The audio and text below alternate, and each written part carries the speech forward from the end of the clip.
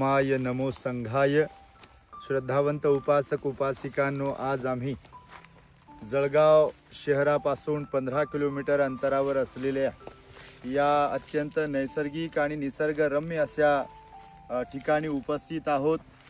ही जी भूमी आहे, भविष्यामध्ये या ठिकाणी आमचे धम्मबंधू पूजनीय भिक्खू धम्मबोधीजी थेरो यांच्या माध्यमातून इथे सप्तपर्णी आरण्य विहार बुद्धिस्ट मॉनेस्ट्रीचं निर्माण होणार आहे आणि आम्हा सर्वांना भंतेजींनी ही जागा दाखविण्यासाठी म्हणून इथे आणलेला आहे। आज भंतेजींचा जळगाव शहरामध्ये कठीण चिवरदान समारंभाचा कार्यक्रम होता आणि त्या कार्यक्रमाच्या निमित्ताने इथे आलेलो असता संपूर्ण पूज्य भिक्षू संघ, भदंत रत्नदीपजी थेरो, भिक्खू यन धम्मानंदजी थेरो, भिक्खू प्रज्ञावंत आणि ज्यांचा वर्षावासाचा कार्यक्रम आणि ज्यांच्या माध्यमातून या मॉनेस्ट्रीचं भविष्यामध्ये निर्माण होणार आहे आणि बौद्ध धम्माच्या प्रचार प्रसारासाठी ही भूमी सहाय्यक ठरणार आहे, असे पूजनीय भिक्खू धम्मबोधीजी थेरो हेही या ठिकाणी आमच्या बरोबर आम्हाला ही जमीन दाखवण्यासाठी म्हणून इथे उपस्थित आहेत। त्याचबरोबर आमचे वाघ साहेब, बागुल आपलं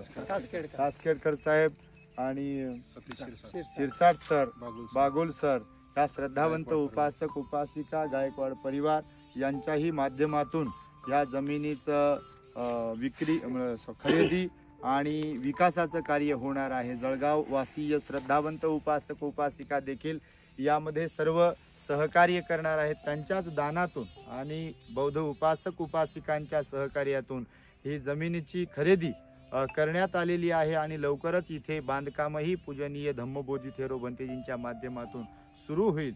तेव्हा भंतेजींना सर्व भिक्षू संघाकडून आम्ही लक्ष शुभेच्छा देतो, त्यांच्या प्रति मंगलमैत्री व्यक्त करतो। त्यांच्याकडून बाबासाहेबांना अभिप्रेत असलेलं धम्म कार्य या भूमीमध्ये घडावं अशा प्रकारची अपेक्षा व्यक्त करून शब्दांना पूर्णविराम देतो। साधू साधू साधू।